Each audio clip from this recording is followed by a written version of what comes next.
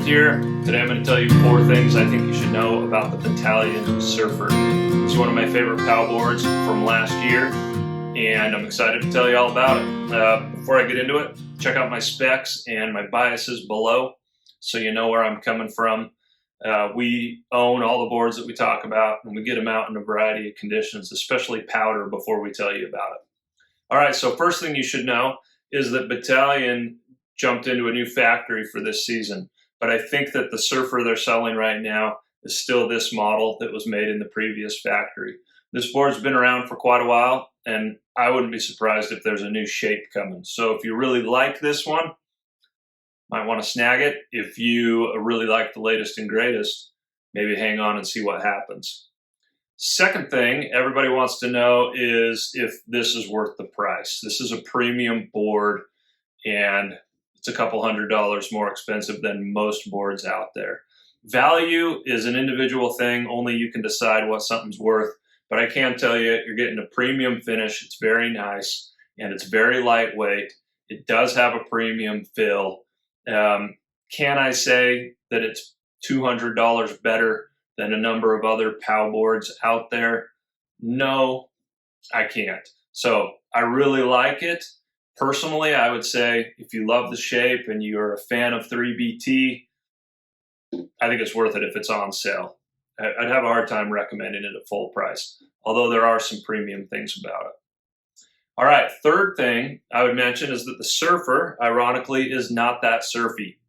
And I think there are 2 reasons for this. The first is that this is a full camber board.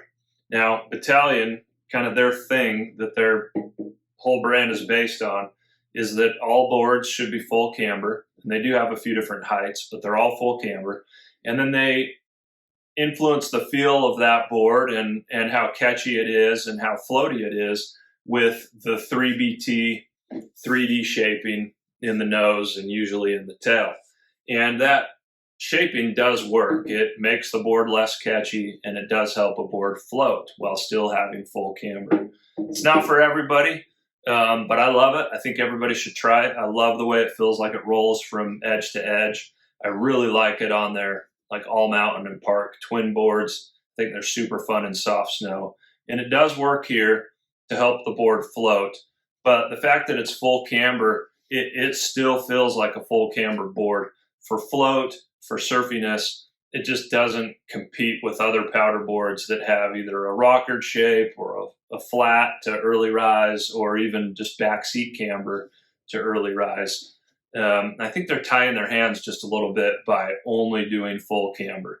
But the camber does have some benefits that I'll talk about in a minute. The other reason that it's not as surfy is even though it's got a really wide nose and a lot of taper and a huge swallowtail, these forks are super long, and the contact points for that camber are all the way out here. So unlike a lot of swallowtails with a pretty short rear end, like the Storm Chaser or the Sushi or the Japao, it's actually got quite a lot of board under the back foot. And so it actually adds quite a bit of stability there. So again, like the camber, it's got some benefits elsewhere, but not actually the surfiest board, for example, say if you're like riding in the trees or whatever. So that brings me to the 4th thing that I would mention about this board is that if you're looking for a board for the ultimate powder day where you've got a couple laps in just pure untracked powder, to me, there are other boards that do better than this. I've talked about the Storm Chaser and the Japao. I think both of those are better in just pure deep POW for float and for surfiness. But the trade-off is with that full camber and that really long effective edge, this is actually better than most POW boards that I've ridden in variable terrain. So once that powder gets tracked out, this is still super fun. It does really well. And it also rails a carve on the groomer. So where you might take some of these other POW boards, if you're in the resort, you might swap boards after a couple of runs when things start getting tracked out. Whereas this is a POW board that I think is actually a little more versatile, and you might ride that thing the whole day because it's going to be fun in that soft snow all day, and even if you're on some groomers getting from point A to point B. So maybe that makes that price a little more acceptable, that you find out this is actually a little more versatile. But again, that trade-off is, I don't think it's the ultimate POW board in the most perfect POW conditions.